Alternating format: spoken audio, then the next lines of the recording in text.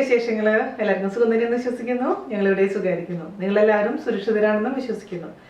അപ്പോൾ ഞാൻ ഇന്ന് വന്നിരിക്കുന്നത് ഏലാഞ്ചിയുടെ റെസിപ്പി ആയിട്ടാണ്. ഏലാഞ്ചി എന്ന് പറയുമ്പോൾ നിങ്ങൾ വിചാരിക്കും ഇത് ഇത്ര എളുപ്പമാണല്ലോ അല്ലേ? പക്ഷെ ഏലാഞ്ചിനെ കുറച്ച് പേര് മറന്നിരിക്കാന്ന് തോന്നുന്നു. ഇവൻ ഞാനും മറന്നിരിക്കുകയായിരുന്നു. ഞാൻ എൻ്റെ ബ്ലോഗ് 2008 എഴുതാൻ തുടങ്ങിയിട്ടുണ്ടായിരുന്നത്. അപ്പോൾ ആ സമയത്ത് ഇട്ട റെസിപ്പികളിലൊന്നാണ് ഏലാഞ്ചി. ഏലാഞ്ചി എന്ന് പറയുകയാണെന്നുണ്ടെങ്കിൽ പല നാട്ടിലും പല പേരുകളാണ് അറിയപ്പെടുന്നത്. ചില സ്ഥലത്ത് ലവ് ലെറ്റർ എന്ന് പറയും, ചിലയിടത്ത് മടക്ക് സാൻ എന്ന് പറയും, ചിലയിടത്ത് മുട്ട കുഴലപ്പം എന്ന് പറയും. അങ്ങനെ ഒരുപാട് വെറൈറ്റീസ് ഓഫ് പേരുകളുണ്ട് ഈ ഏലാഞ്ചിക്ക്. അപ്പൊ നിങ്ങളുടെ നാട്ടിലുള്ള പേര് എന്താണെന്ന് അറിയാൻ എനിക്കൊരു കൗതുകമുണ്ട്. നിങ്ങൾ കമന്റ് ബോക്സിൽ കമന്റ് ചെയ്യാൻ മറക്കരുത്. അപ്പൊ എന്താണ് സംഭവം മനസ്സിലായല്ലോ? എളുപ്പമാണ്. ഞാൻ സ്കൂളിൽ പഠിക്കുന്ന സമയത്ത് ഏറ്റവും കൂടുതൽ കഴിച്ചിട്ടുള്ള ഈവനിങ് സ്നാക്കിൽ ഒന്നായിരുന്നു ഈ ഏലാഞ്ചി എന്ന് പറയുന്നത്. കാരണം അമ്മമാർക്ക് ഉണ്ടാക്കാൻ എളുപ്പമാണ്, മക്കൾക്ക് കഴിക്കാൻ ഇഷ്ടമായിരിക്കും അല്ലേ? കാരണം മധുരമുള്ള ഒരു സംഭവമാണ്. എന്തായാലും വളരെ എളുപ്പത്തിലുള്ള ഈ ഏലാഞ്ചി നിങ്ങൾ തയ്യാറാക്കി നോക്കും എന്ന് വിശ്വസിക്കുന്നു. നിങ്ങൾക്ക് അറിയാവുന്ന റെസിപ്പിയാണെന്ന് എനിക്കറിയാം. എന്നാലും മറന്നിരിക്കുകയാണെന്നുണ്ടെങ്കിൽ ഉണ്ടാക്കി നോക്കണം. പ്രത്യേകിച്ചും ഈ ലോക്ക്ഡൌണിലൊക്കെ നമുക്ക് ഉണ്ടാക്കാൻ പറ്റുന്ന ഏറ്റവും എളുപ്പമുള്ള റെസിപ്പികളിലൊന്നാണിത്. അപ്പോൾ അതിനുശേഷം അഭിപ്രായം പറയാൻ മറക്കരുത്. അതുപോലെ തന്നെ ഞാൻ ബ്രെഡ് വെച്ച് തയ്യാറാക്കിയിട്ടുള്ള എല്ലാ വിഭവങ്ങളുടെയും കൂടെ ഒരുമിച്ച് പ്ലേലിസ്റ്റ് തയ്യാറാക്കിയിട്ടുണ്ട്. ഒരു 19 ഡിഷസ് വരും. അതിന്റെ ലിങ്ക് ഞാൻ കമ്മ്യൂണിറ്റി പേജിൽ നിന്ന് പോസ്റ്റ് ചെയ്തിട്ടുണ്ടായിരുന്നു. അപ്പോൾ നിങ്ങൾക്ക് കുറച്ചും കൂടി എളുപ്പമാകുമെന്ന് ഞാൻ വിശ്വസിക്കുന്നു. അപ്പോൾ ഒട്ടും താമസിച്ചാൽ നമുക്ക് എങ്ങനെയാണ് ടേസ്റ്റി ആയിട്ടുള്ള അതേസമയം ഈസി ആയിട്ടുള്ള ഏലാഞ്ചി തയ്യാറാക്കാം എന്ന് നോക്കിയിട്ട് വരാം. ഓക്കെ, അപ്പോൾ നമ്മുടെ സ്വന്തം ഏലാഞ്ചി ഉണ്ടാക്കാൻ തുടങ്ങാം. അപ്പോൾ നിങ്ങളുടെ നാട്ടിൽ എന്ത് പേരിലാണ് അറിയപ്പെടുന്ന ആ സംഭവം.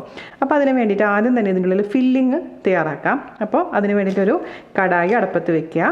അതിലോട്ട് നമുക്ക് ഒരല്പം നെയ്യോ വെളിച്ചെണ്ണയോ അല്ലെങ്കിൽ ഏത് ഓയിലാണോ അത് ഒഴിച്ചു കൊടുക്കുക. പക്ഷേ ഒലിവ് ഓയിലൊന്നും ഒഴിക്കരുത് കേട്ടോ ഈ നാടൻ റെസിപ്പി ചെയ്യുമ്പോൾ. ഞാനിതിലേക്ക് കുറച്ച് മാത്രം നെയ്യ് ഒഴിക്കുന്നുണ്ട്. അപ്പോൾ ഇതൊന്ന് ചൂടായി വരുന്ന സമയത്ത് നമുക്കതിലോട്ട് ഒരു 5-6 അണ്ടിപ്പരിപ്പ് വളരെ നൈസാക്കി കട്ട് ചെയ്തിട്ടുള്ളത് ചേർത്ത് കൊടുക്കാം. നിങ്ങൾക്ക് വേണമെന്നുണ്ടെങ്കിൽ ഇതിലോട്ട് കിസ്മിസും ചേർക്കാവുന്നതേ ഉള്ളൂ. അതായത് നമ്മൾ ഉണക്കമുന്തിരി. ഞാനിപ്പോൾ ഉണക്കമുന്തിരി ചേർക്കുന്നില്ല. ഇത് മീഡിയം ഫ്ലെയിമിലിട്ടതിന് ശേഷം നന്നായിട്ടൊന്ന് റോസ്റ്റ് ചെയ്തെടുക്കാം. അപ്പം നിങ്ങളുടെ അടുത്ത് അണ്ടിപ്പരിപ്പ് ഇല്ലാന്നുണ്ടെങ്കിൽ കുഴപ്പമൊന്നുമില്ല. ചിലവർ അണ്ടിപ്പരിപ്പ് ഇടും, ചിലവർ അണ്ടിപ്പരിപ്പ് ഇടില്ല. ഓക്കെ, അപ്പോൾ അതൊരു ക്രഞ്ചി എഫക്റ്റിന് വേണ്ടിയിട്ടാണ് നമ്മൾ അണ്ടിപ്പരിപ്പ് ഉപയോഗിക്കുന്നത്. ഇതെന്നൊക്കെ പറഞ്ഞാൽ നമ്മൾ ചെറുതായിരിക്കുന്ന സമയത്ത് വീട്ടിൽ അമ്മ സ്ഥിരമായിട്ടുണ്ടാക്കി തന്നുകൊണ്ടിരുന്നതാണല്ലേ. ഇപ്പോഴൊക്കെ ശരിക്കും പറഞ്ഞു കഴിഞ്ഞാൽ ഇത് വല്ലപ്പോഴും മാത്രമേ ഉണ്ടാക്കാറുള്ളൂ. ഇപ്പം ഇത് എൻ്റെ വീട്ടിൽ മൈദ വെച്ചിട്ടും ചെയ്യാറുണ്ട്, ആട്ട വെച്ചിട്ടും ചെയ്യാറുണ്ട്. അപ്പോൾ നിങ്ങൾക്ക് എന്താണ് താല്പര്യം അതനുസരിച്ച് ചെയ്തോളൂ കേട്ടോ. ശരിക്കും പറയുകയാണെന്നുണ്ടെങ്കിൽ മൈദ വെച്ചിട്ടാണ് റിയൽ സോഫ്റ്റ് ആയിട്ടുള്ള ടെക്സ്ചർ വരിക. പക്ഷേ ഹെൽത്ത് നോക്കുന്നവരൊക്കെ ആട്ട വെച്ചിട്ടും ചെയ്യാവുന്നതേ ഉള്ളൂ. ഞാനിപ്പോൾ ഇന്ന് എന്തായാലും മൈദ വെച്ചിട്ടാണ് കാണിച്ചിരുന്നത്. സെയിം പോലെ തന്നെ ആട്ട വെച്ച് നിങ്ങൾ ചെയ്താൽ മതി കേട്ടോ. അപ്പോൾ തേങ്ങയുടെ അളവെന്ന് പറയുന്നത് ഞാനിപ്പോൾ ഒരു ബോക്സ് തേങ്ങയാണ് എടുത്തിരിക്കുന്നത്. എത്രയുണ്ടെന്ന് ഞാൻ പറഞ്ഞുതരാം. ഞാനിപ്പോൾ ഇതിലോട്ട് ഒരു 9 ടേബിൾ സ്പൂൺ തേങ്ങ ചേർത്ത് കൊടുത്തിട്ടുണ്ട്.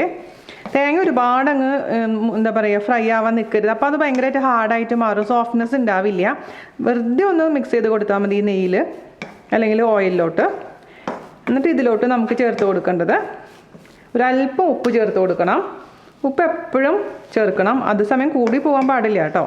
കൂടിക്കഴിഞ്ഞാൽ പിന്നെ നമ്മൾ ചെയ്യുന്ന മുഴുവൻ വെള്ളത്തിലല്ല വേസ്റ്റ് ആവും. പിന്നെ നമുക്ക് ചേർത്ത് കൊടുക്കേണ്ടത് ഒന്നില്ലെങ്കിൽ ശർക്കര ചിരകിയത്, അതല്ലെങ്കിൽ പഞ്ചസാര. അപ്പോൾ എൻ്റെ അമ്മയൊക്കെ പഞ്ചസാര വെച്ചിട്ടാണ് ഉണ്ടാക്കി തരാറുള്ളത്. അപ്പോൾ അതുകൊണ്ട് ഞാൻ പഞ്ചസാരയാണ് ചേർക്കുന്നത് കേട്ടോ. അപ്പോൾ പഞ്ചസാരയുടെ അളവ് നിങ്ങളുടെ ഇഷ്ടത്തിനനുസരിച്ച് മാറ്റം വരുത്തണം. അപ്പോൾ നമുക്ക് ആദ്യം തന്നെ ഒരു 3 ടേബിൾ സ്പൂൺ ഇട്ട് നോക്കാം. എന്നിട്ട് വേണമെന്നുണ്ടെങ്കിൽ എക്സ്ട്രാ ചേർത്ത് കൊടുക്കാം. ഇപ്പോൾ കുറച്ച് ശർക്കര ഉരുക്കി ചേർത്താലും മതി കേട്ടോ. അങ്ങനെയാണെങ്കിൽ കുഴപ്പമൊന്നുമില്ല. പിന്നെ ചിലവർ ഇതിലെന്താ ചെയ്യുകയെന്ന് വെച്ചാൽ മുട്ടയും കൂടെ കൊത്തി പൊരിച്ചിടും. മുട്ടയും കൂടെ ഒന്ന് സ്ക്രാമ്പിൾ ചെയ്തിടും. അതെനിക്ക് തോന്നുന്നു ഈ വടക്കോട്ട് പോകുന്തോറുമാണ്. നമ്മുടെ ഏരിയയിൽ മുട്ടയൊന്നും ചേർക്കാറില്ല. അപ്പോൾ നിങ്ങൾക്ക് മുട്ട വേണമെന്നുണ്ടെങ്കിൽ കുറച്ച് മുട്ടയും കൂടെ ചേർത്തങ്ങ് കൊത്തി പൊരിച്ചാൽ മതിയാകും. ഇനി നമുക്ക് ചേർത്ത് കൊടുക്കണം ഒരു അല്പം മാത്രം ഏലക്കയുടെ പൊടി. ഏലക്കപ്പൊടിയുടെ വാസന താല്പര്യം ഇല്ലാന്നുണ്ടെങ്കിൽ നിങ്ങൾക്ക് ഒഴിവാക്കാം, അല്ലെങ്കിൽ ചുക്കുപൊടി ചേർക്കാം. ഞാനിപ്പോൾ ഒരു അല്പം മാത്രം ഏലക്കപ്പൊടി ചേർത്ത് കൊടുത്തിട്ടുണ്ട്. അല്ലെങ്കിൽ നല്ല ജീരകത്തിൻ്റെ പൊടിയും വേണമെങ്കിൽ നിങ്ങൾക്ക് ചേർത്ത് കൊടുക്കാം. ഒരുപാട് വേണ്ട. ഒരുപാടായി കഴിഞ്ഞാൽ നമുക്ക് ഒരുപാട് അങ്ങ് എന്താ പറയുക ആ ഒരു വാസന മുന്നോട്ട് നിൽക്കും. ലൈറ്റായിട്ട് എന്താണെങ്കിലും ലൈറ്റായിട്ട് മാത്രം ചേർത്ത് കൊടുക്കാം. അപ്പോൾ ഈ പഞ്ചസാരയൊക്കെ ഒന്ന് ഉരുകി പിടിക്കുന്ന സമയത്ത് നമുക്കിതങ്ങ് ഓഫ് ചെയ്യാം. ഞാനിപ്പോൾ ഇതിൻ്റെ ഒരു ടേസ്റ്റ് ഒന്ന് നോക്കട്ടെ, കറക്റ്റ് ആയിട്ടുണ്ടോ മധുരം ഒന്ന് നോക്കുക. നിങ്ങളുടെ ഓരോരുത്തരുടെ ഇഷ്ടത്തിനനുസരിച്ചും മധുരത്തിൻ്റെ അളവിൽ മാറ്റം വരുത്തുക. എനിക്ക് 3 ടേബിൾ സ്പൂൺ എന്ന് പറഞ്ഞാൽ ഒരു മീഡിയം മധുരമായിട്ടുണ്ട്. ചിലർക്ക് ഇത്രയും മതിയാവില്ല. അങ്ങനെ വെച്ചാൽ 1 ടേബിൾ സ്പൂണും കൂടെ എക്സ്ട്രാ ചേർത്ത് കൊടുക്കണം കേട്ടോ. ഓക്കെ, നമുക്ക് ഓഫ് ചെയ്യാം. ഇത് നമുക്ക് ചൂടാറാൻ വേണ്ടിയിട്ട് ഒരു പാത്രത്തിലോട്ട് മാറ്റി വയ്ക്കാം. അപ്പോൾ ഞാനിവിടെ തേങ്ങയുടെ കൂട്ട് മാറ്റി വെച്ചിട്ടുണ്ട്. ഇതിലോട്ട് എൻ്റെ അമ്മയൊക്കെ എന്താ ചെയ്യുകയെന്ന് വെച്ചാൽ കുഞ്ഞിപ്പഴയില്ല, നമ്മുടെ നാടൻ പഴം, അതാണ് ടേസ്റ്റ് കേട്ടോ. പാളയംകുടം പഴമാണെങ്കിലും അല്ലെങ്കിൽ കദളിപ്പഴമാണെങ്കിലും ഏതായാലും അടിപൊളിയായിരിക്കും. ഒന്നുമില്ലെങ്കിൽ റോബസ്റ്റ്. ഞാനിപ്പോൾ ഇവിടെ റോബസ്റ്റാണ് അരിഞ്ഞ് ചേർക്കാൻ പോകുന്നത്. അത് തികച്ചും ഓപ്ഷനിലാണ്, പക്ഷേ സാധാരണ രീതിയിൽ പഴം ചേർക്കാറില്ല കേട്ടോ ഈ സംഭവത്തിൽ. അപ്പോൾ വേണമെങ്കിൽ മാത്രം മതി, ഒരു നിർബന്ധമില്ല. ഞാനൊരു അര റോബസ്റ്റ് ഒന്ന് ഇതാക്കിയിട്ട് ഒന്ന് കട്ട് ചെയ്ത് ചേർത്ത് കൊടുക്കാൻ പോവുകയാണ്. ഒരു പകുതി പഴം മതിയാകും. അപ്പോൾ ഞാൻ പറഞ്ഞല്ലോ, ഇത് പഴം ചേർക്കുമ്പോൾ അത് വേറൊരു ലെവല്. വേണമെങ്കിൽ നേന്ത്രപ്പഴം ചേർത്ത് കൊടുക്കാം. നേന്ത്രപ്പഴം ചേർത്ത് കൊടുക്കുകയാണെങ്കിൽ ജസ്റ്റ് ഒന്ന് വഴറ്റിയിട്ട് ആ നെയ്യിലൊന്ന് വഴറ്റിയിട്ട് ചേർത്ത് കൊടുത്തു കഴിഞ്ഞാൽ അത് വേറെ ടേസ്റ്റായിട്ട് മാറും. നമുക്ക് ഇംപ്രവൈസേഷൻ വരുത്താം നമ്മുടെ ഇഷ്ടത്തിനനുസരിച്ച്. ഒരുപാട് പഴം വേണ്ട കേട്ടോ. ഇപ്പോൾ ഇവിടെ നാടൻ പഴമൊന്നും ഇപ്പോൾ കിട്ടുന്നില്ല, ഇത് മതിയാവും. ഓക്കെ, ഇത് നമുക്കിത് മാറ്റി വയ്ക്കാം. ഇനി നമുക്ക് ഇതിനുള്ള ബാറ്റർ റെഡിയാക്കാൻ തുടങ്ങാം. അതിനുവേണ്ടി ഞാനിവിടെ 2 ഗ്ലാസ് മൈദ റെഡിയാക്കി വെച്ചിട്ടുണ്ട്. അപ്പം ഞാൻ പറഞ്ഞ പോലെ നിങ്ങൾക്ക് ആട്ട വെച്ചിട്ടും അതായത് ഗോതമ്പ് പൊടി മാത്രം വെച്ചിട്ടും ചെയ്യാം. മൈദ വേണമെന്ന് നിർബന്ധമൊന്നുമില്ല. ഞാൻ പക്ഷേ ഇവിടെ 2 ഗ്ലാസ് മൈദ എടുത്തിട്ടുണ്ട്. പിന്നെ അതുപോലെ തന്നെ ഒരു മുട്ട. ഇപ്പോൾ ശരിക്കും ഈ റെസിപ്പിയിൽ നമ്മൾ മുട്ട ചേർക്കും, പക്ഷേ മുട്ട കഴിക്കാത്തവരും അതുപോലെ തന്നെ മുട്ട അലർജി ഉള്ളവരൊക്കെ ഉണ്ടെന്നുണ്ടെങ്കിൽ ഈ മുട്ട ഒഴിവാക്കാം. മുട്ട ചേർക്കാതെ ഉണ്ടാക്കാം. മുട്ട ചേർത്തുണ്ടാക്കുമ്പോൾ അതിൻ്റേതായ ഒരു ടേസ്റ്റും ടെക്സ്ചറൊക്കെ മാറ്റം വരും. പക്ഷേ നിങ്ങൾക്ക് വേണ്ടാന്നുണ്ടെങ്കിൽ ഇത് ഒഴിവാക്കാം. ഓക്കെ, പിന്നെ നമ്മൾ സാധാരണ ഇതിൽ ബേക്കിംഗ് പൗഡർ ഒന്നും ചേർക്കാറില്ല. അത് ചേർക്കണം എന്ന് ഞാൻ റെക്കമെൻഡ് ചെയ്യുന്നുമില്ല. ഇതിൽ അതിൻ്റെ ആവശ്യമൊന്നുമില്ല കേട്ടോ. അപ്പോൾ നമുക്ക് എന്താ ചെയ്യേണ്ടതെന്ന് വെച്ച് കഴിഞ്ഞാൽ, ഞാൻ ആദ്യം തന്നെ, നിങ്ങൾക്ക് വേണമെന്നുണ്ടെങ്കിൽ മിക്സിയുടെ ആവശ്യമൊന്നുമില്ല, പക്ഷേ ഞാനെല്ലാം കൂടി മിക്സിയിലിട്ട് ഒറ്റ അടി അടിക്കാൻ പോവുകയാണ്. പിന്നെ നമുക്ക് ഈ മിക്സ് ചെയ്യേണ്ട സമയം നമുക്ക് ശരിക്കും പറഞ്ഞാൽ ലാഭിക്കാൻ പറ്റും. അപ്പോൾ ഇതിലോട്ട് ഇപ്പോൾ നിങ്ങൾക്ക് 1 ഗ്ലാസ് മൈദ മതി എന്നുണ്ടെങ്കിൽ ഒരു മുട്ടയുടെ പകുതി മതിയാകും കേട്ടോ. ഇപ്പോൾ 2 ഗ്ലാസ്സിന് വേണം 1 മുട്ട എടുത്തിരിക്കുന്നത്. അപ്പോൾ നമുക്ക് മിക്സിയിലോട്ട് ഈ പൊടി ചേർത്ത് കൊടുക്കാം. ഇനി നമുക്കിതിലോട്ട് ഈ മുട്ട ചേർത്ത് കൊടുക്കാം. ആവശ്യത്തിന് ഉപ്പ് ചേർത്ത് കൊടുക്കാം. പിന്നെ അതുപോലെ തന്നെ ചിലവരിത് പാലിലാണ് മിക്സ് ചെയ്യുന്നത്. ഞാനിതിൽ പാൽ ഒഴിക്കുന്നില്ല. പാലിന് പകരമായിട്ട് സാധാരണ നോർമൽ വെള്ളമാണ് ഉപയോഗിക്കുന്നത് കേട്ടോ. അടിച്ചു കൊണ്ടതിന് ശേഷം ഞാൻ എത്ര വെള്ളം മൊത്തത്തിൽ ഉപയോഗിച്ചിരുന്നു എന്നും പറഞ്ഞുതരാം. കാരണം ഇത് നല്ല ലൂസായിട്ടുള്ള കൺസിസ്റ്റൻസിയാണ് നമ്മുടെ മാവിന് വേണ്ടത്. ഇതാ അപ്പോൾ നമ്മുടെ ബാറ്റർ റെഡി ആയിട്ടുണ്ട്. ഞാനിപ്പോൾ മൊത്തത്തിൽ ഈ ബാറ്റർ റെഡിയാക്കാൻ ഞാൻ 1.25 ഗ്ലാസ് നോർമൽ വാട്ടറാണ് ഒഴിച്ചിരിക്കുന്നത്. അപ്പോൾ ഈ ഒരു കൺസിസ്റ്റൻസി വരും. അപ്പോൾ ഇതിൻ്റെ ടേസ്റ്റ് നോക്കുക. ഉപ്പ് കുറവാന്ന് തോന്നുകയാണെങ്കിൽ ഒരു അല്പം ഉപ്പും കൂടെ ചേർത്ത് കൊടുക്കാൻ മറക്കരുത്. കാരണം ഉപ്പ്, ചെറിയൊരു ഉപ്പ് രസം ഉണ്ടെങ്കിലാണ് ദോശയ്ക്ക് ടേസ്റ്റ് ഉണ്ടാവുള്ളൂ. പിന്നെ ഇനി നമുക്കിതങ്ങ് ദോശ ഉണ്ടാക്കിയെടുക്കാൻ തുടങ്ങാം. അതിന് വേണ്ടിയിട്ട് ദോശത്തവ വെക്കുക. ഒരുപാട് ചൂടാവാൻ പാടില്ല. ഒരുപാട് ചൂടായി കഴിഞ്ഞാൽ നമുക്ക് പരത്താൻ പറ്റില്ല. അതുകൊണ്ട് ചെറിയൊരു ചൂടാവുന്ന സമയത്ത് നമുക്കിതിലോട്ട് ഓരോ തവി ഒഴിച്ചു കൊടുത്ത് നന്നായി അങ്ങ് പരത്തിയെടുക്കാം. നല്ല നൈസാക്കി പരത്തിയെടുക്കണം. പിന്നെ നമുക്ക്, ഞാൻ നേരത്തെ പറഞ്ഞില്ലേ പഴത്തിൻ്റെ കാര്യം, പഴം ചേർക്കണമെന്ന് നിർബന്ധമില്ല കേട്ടോ. ചിലപ്പോൾ ചില പഴം നല്ല കളർ മാറാനുള്ള ചാൻസ് ഉണ്ടാവും. നേന്ത്രപ്പഴമാണെങ്കിൽ കുഴപ്പമുണ്ടാവില്ല. പക്ഷെ എൻ്റെ പഴത്തിന് കളർ ചേഞ്ച് ഒന്നും വന്നിട്ടില്ല. ഞാൻ പറഞ്ഞതാണ്.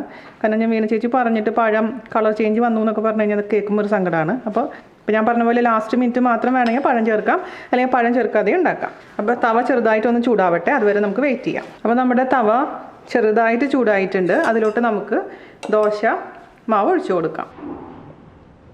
നൈസായിട്ട് അങ്ങ് പരത്തി കൊടുക്കുക. ഒരുപാട് ചൂടായി കഴിഞ്ഞാൽ നമുക്ക് ഇതുപോലെ അങ്ങ് പരത്താൻ പറ്റില്ല കേട്ടോ. അതുകൊണ്ടാണ് ഞാൻ ചൂട് ശ്രദ്ധിക്കാൻ പറയുന്നത്. ഒന്ന് ഇതിൻ്റെ കളർ ചേഞ്ച് ആയി വരുമ്പോൾ നമുക്കൊന്ന് തിരിച്ചിടണം കേട്ടോ. ഇപ്പോൾ ഈ നോൺ സ്റ്റിക്ക് തവയല്ലാന്നുണ്ടെങ്കിൽ നമ്മൾ അതിന് മുൻപായിട്ട് ഇരുമ്പിൻ്റെ തവയൊക്കെ ആണെന്നുണ്ടെങ്കിൽ ഇച്ചിരി എണ്ണയോ അല്ലെങ്കിൽ നെയ്യോ ഒന്ന് പുരട്ടി കൊടുക്കുക, ദോശമാവ് ഒഴിക്കുന്നതിനേക്കാളും മുൻപായിട്ട് കേട്ടോ. ഒരു ഭാഗം കുക്കായിട്ടുണ്ട്, തിരിച്ചിടാം. അതും പെട്ടെന്ന് തന്നെ കുക്കായിക്കോളൂ. ഇത് കാരണം നമ്മൾ വളരെ നൈസായിട്ടല്ലേ പരത്തിയിട്ടുണ്ടായിരുന്നത്. അത് ഉടനെ തന്നെ നമ്മൾ ആ ഫില്ലിങ് അതിൽ വെച്ചിട്ട് അങ്ങ് ഫില്ല് ചെയ്യണം കേട്ടോ. എന്നിട്ടത് നമുക്ക് നമ്മുടെ പാത്രത്തിലോട്ട് വെച്ച് കൊടുക്കാം. അപ്പോഴേക്കിനും അടുത്ത മാവ് ഒഴിച്ചു കൊടുക്കുക. ആ ദോശ റെഡി ആകുമ്പോഴേക്കിനും നമുക്ക് ഫില്ലിങ് ഇതിലങ്ങ് വെച്ച് കൊടുക്കുക. ഒരുപാട് അങ്ങ് കുത്തി നിറയ്ക്കേണ്ട. 1.5 ടേബിൾ സ്പൂണൊക്കെ വരുന്ന പോലെ നമുക്കങ്ങ് വെച്ച് ഇതങ്ങ് മടക്കുക. അറ്റത്തൊന്ന് വെച്ചോ. അപ്പോൾ പിന്നെ മടക്കുമ്പോൾ നന്നായിരിക്കും. ഒരുപാട് അറ്റത്തേക്ക് വരണ്ട, വളരെ ടൈറ്റായിട്ടങ്ങ് മടക്കി കൊടുക്കുക. ഇതുപോലെ തന്നെ നമുക്ക് എല്ലാതും അങ്ങ് റെഡിയാക്കി എടുക്കാം. അപ്പോൾ ആ സമയം നമ്മൾ ആ മടക്കുന്ന സമയം കൊണ്ട് ഈ ദോശയുടെ ഒരു ഭാഗം റെഡി ആയിട്ടുണ്ടാവും. അപ്പോൾ തിരിച്ചിടുക. അങ്ങനെ പെട്ടെന്ന് നമ്മുടെ ജോലി ഇങ്ങനെ കഴിഞ്ഞുകൊണ്ടേയിരിക്കും. അപ്പോൾ ഇതുപോലെ തന്നെ വീണ്ടും ഫില്ല് ചെയ്യുക. ഈ ഫില്ലിങ്ങിൻ്റെ ടേസ്റ്റ് നിങ്ങൾ നോക്കാൻ മറക്കരുത് കേട്ടോ. കാരണം ഞാൻ പറഞ്ഞിട്ടില്ലേ, ഓരോരുത്തർക്കും പഞ്ചസാരയുടെ അളവ് മാറ്റം വരും. ശർക്കരയാണെങ്കിൽ എനിക്ക് അളവ് അറിയില്ല, ശർക്കര വെച്ച് ഞാൻ ചെയ്യാറില്ലാത്തതുകൊണ്ട്. പിന്നെ അത് മടക്കുമ്പോൾ എപ്പോഴും നല്ല ടൈറ്റായിട്ട് പിടിച്ച് മടക്കുക. ഇത്ര മാത്രം ശ്രദ്ധിച്ചാൽ മതി. ഇതേപോലെ തന്നെ മൊത്തത്തിൽ നിങ്ങൾക്ക് എത്ര എണ്ണം വേണോ അത്ര എണ്ണം ഉണ്ടാക്കിയെടുക്കാം. കുറേ പേര് എൻ്റെ അടുത്ത് ചോദിച്ചിട്ടുണ്ട് എന്ത് പറ്റി എൻ്റെ വിരലിന്. ഞാൻ പറഞ്ഞിട്ടുണ്ടായിരുന്നില്ലേ കഴിഞ്ഞ ദിവസം ബ്രെഡ് പക്കോട ഉണ്ടാക്കിയപ്പോൾ എൻ്റെ കൈ ചെറുതായിട്ട് പൊള്ളിയെന്ന്. അപ്പോൾ ആ വൃത്തിയോട് നിങ്ങളെ കാണിക്കണ്ടല്ലോ എന്ന് വെച്ചിട്ട് ബാൻഡേജ് ഇട്ടതാണ് കേട്ടോ, വേറെ കുഴപ്പങ്ങളൊന്നുമില്ല. നമ്മൾ റെഡിയാക്കിയിരുന്ന തേങ്ങയുടെ കൂട്ടില്ലേ ഉള്ളിലത്തെ ഫില്ലിങ് ശരിക്കും പറഞ്ഞു കഴിഞ്ഞാൽ 7 ഏലാഞ്ചിക്കാണ് തികയുക കേട്ടോ. അപ്പോൾ 7 ഏലാഞ്ചി ഞാൻ ഉണ്ടാക്കിയെടുത്തിട്ടുണ്ട്. അപ്പോൾ അത് മൊത്തത്തിൽ അത് കഴിഞ്ഞു. ഇത് ബാക്കിയുള്ള മാവ് ഞാൻ ഫ്രിഡ്ജിലെടുത്ത് വെക്കാൻ പോവുകയാണ്. പിന്നെ ആവശ്യമുള്ള സമയത്ത് കുറച്ച് തേങ്ങ ഇതേപോലെ റെഡിയാക്കിയിട്ട് ഉള്ളിൽ ഫില്ല് ചെയ്ത് വെച്ച് കൊടുത്താൽ മതിയല്ലോ. തേങ്ങ ഞാൻ എടുത്തപ്പോൾ കുറച്ച് കുറഞ്ഞു പോയി. അപ്പോൾ 7 എണ്ണത്തിനുള്ള അളവാണ് ഇപ്പോൾ ഞാൻ പറഞ്ഞിരിക്കുന്നത് കേട്ടോ. അപ്പോൾ ശരിക്കും പറഞ്ഞു കഴിഞ്ഞാൽ ബാക്കിയുള്ള മാവിൽ നിങ്ങൾക്ക് ഇതേപോലെ തന്നെ ദോശ പോലെ ഉണ്ടാക്കി എടുത്തിട്ട് അതിൽ ന്യൂട്ടല്ലയൊക്കെ പരട്ടി കൊടുക്കാട്ടോ കുട്ടികൾക്ക് ഭയങ്കര ഇഷ്ടമാവേ. ഞാൻ വീട്ടിൽ ന്യൂട്ടല്ല ഉണ്ടാക്കുന്ന വീഡിയോ ഓൾറെഡി ഞാൻ തയ്യാറാക്കിയിട്ടുണ്ട്. അത് കാണാത്തൊരു കാണാൻ മറക്കരുത്. കാരണം ഇപ്പോൾ ഒക്കെ പുറത്തുനിന്ന് വാങ്ങിക്കാൻ കിട്ടാൻ ബുദ്ധിമുട്ട് തന്നെയാണ്. അപ്പോൾ വീട്ടിലുള്ള ഇൻഗ്രീഡിയൻസ് വെച്ചിട്ട് ഈസി ആയിട്ട് നമുക്ക് ന്യൂട്ടല്ലയുടെ ടേസ്റ്റുള്ള സംഭവം ഉണ്ടാക്കിയെടുക്കാൻ പറ്റും. ചോക്ലേറ്റ് സ്പ്രെഡ് ഉണ്ടാക്കിയെടുക്കാൻ പറ്റും. അത് കാണാൻ മറക്കരുത്. അപ്പോൾ ഞാനിത് ഫോട്ടോ എല്ലാം എടുത്തതിന് ശേഷം കൊണ്ടുവരാം കേട്ടോ. അപ്പോൾ ഞാൻ ഫോട്ടോ എല്ലാം എടുത്ത് കൊണ്ടുവന്നിട്ടുണ്ട് കേട്ടോ. അപ്പോൾ ഞാൻ ഇത് ചൂടോടുകൂടി എപ്പോഴും കഴിക്കാൻ ശ്രദ്ധിക്കണം. ചൂടോടുകൂടി കഴിച്ചു കഴിഞ്ഞാലാണ് ആ ടേസ്റ്റ് റിയൽ ആയിട്ട് നമുക്ക് അറിയാൻ പറ്റുള്ളൂ. അപ്പോൾ കൂടുതലായിട്ട് ഉണ്ടാക്കി വെക്കേണ്ട, ആവശ്യത്തിനനുസരിച്ച് ഉണ്ടാക്കുക. പിന്നെ ഞാൻ പറഞ്ഞ പോലെ ആവശ്യമുള്ള സമയത്ത് ചൂടോടുകൂടി ഉണ്ടാക്കി മടക്കി കഴിച്ചാൽ മതിയാകും.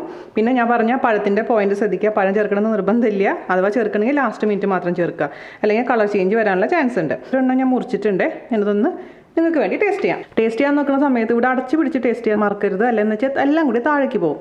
ഇപ്പം എനിക്കിവിടെ പറ്റിയ പോലെ സൂപ്പറായിട്ടുണ്ട്. അപ്പം ഞാൻ പറഞ്ഞ പോയിന്റുകൾ ഓർക്കുക, ഉണ്ടാക്കി നോക്കുക. അതിനുശേഷം അഭിപ്രായം പറയാൻ മറക്കരുത്. അപ്പോൾ അടുത്ത അടിപൊളിയായിട്ടുള്ള റെസിപ്പി ആയിട്ട് വരുന്നവരെ നന്ദി, നമസ്കാരം. താങ്ക്